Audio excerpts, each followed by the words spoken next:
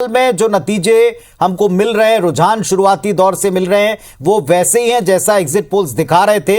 लगातार कांटे का मुकाबला हिमाचल में दिख रहा है। हिमाचल में भारतीय जनता पार्टी 30 पर और कांग्रेस 34 सीटों पर फिलहाल लीड बनाए हुए, और ये लीड लगातार बदल रही है। बीजेपी अब 29 पर, जबकि कांग्रेस पार्टी 35 पर आगे दिखा रही है। रुझानों में बीजेपी और कांग्रेस के बीच ही मुकाबला है। आम आदमी पार्टी का खाता वहां पर नहीं खुला है, तो आप आंकड़े तेजी से बदलते हुए देख रहे हैं। 29 पर बीजेपी, कांग्रेस 35 के ऊपर आगे चल रही है। और याद दिला दें, 35 ही वो जादुई आंकड़ा है। 68 सीटों में 35 यानी सरकार बना लेने की पोजीशन।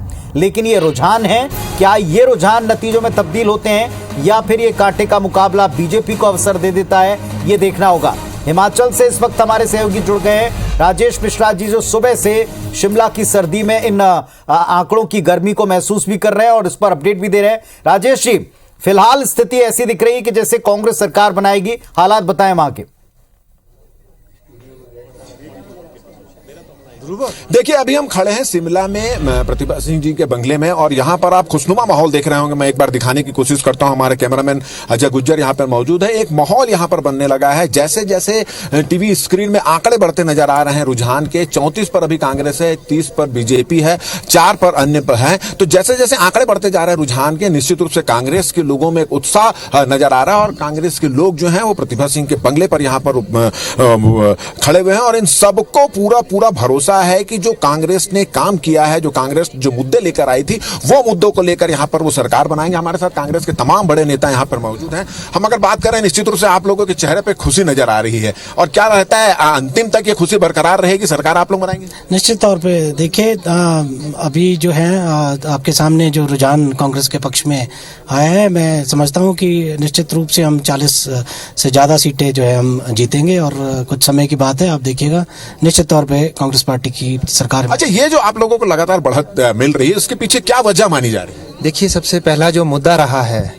वो ओपीएस का मुद्दा रहा है, बेरोजगारी का मुद्दा रहा है, और युवाओं के लिए कांग्रेस पार्टी जो है रोजगार लेके आएगी, और कर्मचारियों के लिए जो है ओपीएस ओल्ड पेंशन स्कीम जो है वो अनिवार्य है। ये पहली गारंटी कांग्रेस पार्टी ने रखी थी, और इसी गारंटी को लेकर के आज कांग्रेस पार्टी पूर्ण बहुमत से सरकार बनाने जा रही है, और प्रदेश को एक लोकतांत्रिक सरकार मिलने जा रही है। आपको क्या लगता है, कौन से मुद्दे जो थे वो क्लिक कर रहे हैं? और भारतीय जनता पार्टी और आप में एकदम थोड़ी कांटे की टक्कर चल रही थी। ये कांटे की टक्कर अभी इसी तरह रहेगी कि आप लोग और आगे तेजी से बढ़ेंगे? नहीं, हम बहुत तेजी से बढ़ेंगे। अभी हम 42 सीट्स क्रॉस करेंगे।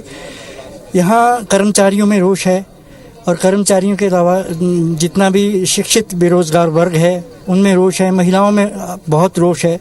भाजपा सरकार ने कुछ भी नहीं किया, ना केंद्र में कुछ किया, ना यहाँ किया। इन्होंने सिर्फ हिंदू मुस्लिम किया है।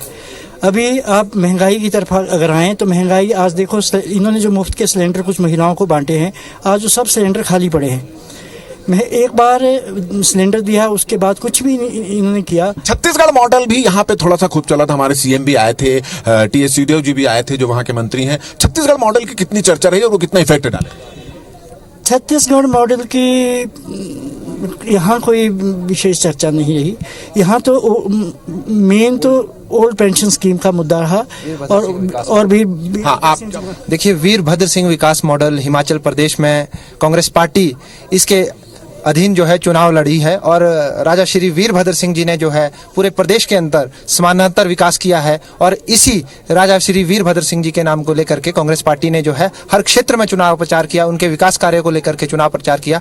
इसीलिए जो है प्रदेश में जो है कांग्रेस पार्टी की बढ़त है। अभी हम देख रहे हैं कि थोड़ी सी बंगले में भीड़ बढ़ते जा रही है, लोगों में थोड़ा सा उत्साह भी दिख रहा है। क्या प्लानिंग है आगे आप लोगों की? अभी कांग्रेस भवन जाएंगे, क्या है मैडम, जाएंगी? देखिए, हॉली लॉज जो है, यहाँ लोगों की आस्थाएं मौजूद है। स्वर्गीय राजा वीरभद्र सिंह जी का ये निवास स्थान है, और प्रदेश के लिए आस्था का एक केंद्र रहा है। यहाँ से हिमाचल प्रदेश की राजनीति और हिमाचल प्रदेश के लोगों की आस्था हॉली लॉज में निहित होती है।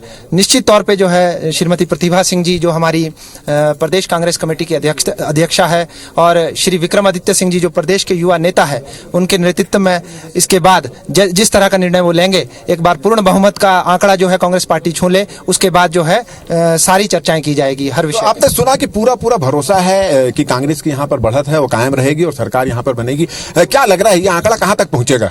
ये आंकड़ा 42 तक पहुंच जाएगा जी। अच्छा, ये जो एक मिथ्या भी यहाँ पे कहते हैं कि एक बार भाजपा की सरकार बनती है और एक बार कांग्रेस की सरकार बनती है, वो भी कोई टोटका काम आ रहा है कि आप लोगों का जो काम है वो देखिए सारे टोटके काम आ रहे हैं, काम भी, मेहनत भी रंग ला रही है, वो भी इसका फैक्टर भी है। और जो भारतीय जनता पार्टी से लोग नाराज थे वो भी काम आ रही है। और अभी काफ़ी सीटें जिसपे 40 to 50 अप एंड डाउन हो रहा है, तो वो कांग्रेस के अभी जो एरियाज है वहाँ खुले नहीं है। अभी हमारी बातचीत चली हुई है और जो आज़ाद है उनसे भी हमारी बातचीत दिल्ली के काफी करीब है। अभी दिल्ली में लगातार भारतीय आपका जो है कब्जा बढ़ता जा रहा है। एमसीडी की जो चुनाव उसमें भी आपने यहाँ कोई असर नहीं दिखा पा रही, इसके पीछे क्या वजह है? इसके पीछे हॉली लॉज है जी। देखो हॉली लॉज जो रानी प्रतिभा सिंह जी हैं, वीरभद्र सिंह जी का परिवार है, पूरे हिमाचल के लोगों को इस परिवार के साथ आस्था है। और उसी के साथ जो इनका जो एक फैक्टर चला है, वीरभद्र सिंह फैक्टर बोल सकते हैं, प्रतिभा सिंह फैक्टर बोल सकते हैं, इन्होंने प्रदेश के कोने कोने में जाके दिन रात एक करके जो है हिमाचल को जो है इस पोजीशन पे, कांग्रेस को इस पोजीशन में लेके आए हैं। तो आपने सुना कि वीरभद्र सिंह जो हैं उनका जो फैक्टर है, उन्होंने जो काम किया था, बहुत सारे फैक्टर्स ने काम किया। और जैसा आपने चर्चा भी छेड़ी थी और सब लोग एक स्वर में स्वीकार करते हैं कि old pension scheme, Rajesh ji, वहां पर एक बहुत बड़ा दांव है कांग्रेस पार्टी का और वहां की मांग है जिस पर कांग्रेस ने एड्रेस करते हुए अपने घोषणा पत्र में इसे प्रमुखता से स्थान दिया है। तो क्या वैसे ही नतीजे होंगे जैसे रुझान है या फिर इनमें तब्दीलियां होंगी? क्योंकि मार्जिन बड़ा कम है, लेकिन फिलहाल आंकड़ा कांग्रेस के फेवर में है। 35 चाहिए सीट्स बहुमत के लिए या वहां सरकार बनाने के लिए, और वो फिलहाल कांग्रेस रुझानों में उस आंकड़े को टच कर चुकी है और 30 के ऊपर बीजेपी है। लेकिन ये कभी 32-32 दिखाई पड़ता है, कभी 33-30 दिखाई पड़ता है, इसीलिए इसमें कुछ फेरबदल हो सकते हैं। हिमाचल प्रदेश में जयराम ठाकुर जीत चुके हैं, सीएम कैंडिडेट लगातार जो एक बार फिर से यहां पर अपना पूरा जोर लगा रहे थे वो जीत गए। लेकिन क्या सरकार बना पाते हैं, ये दूसरी बात है।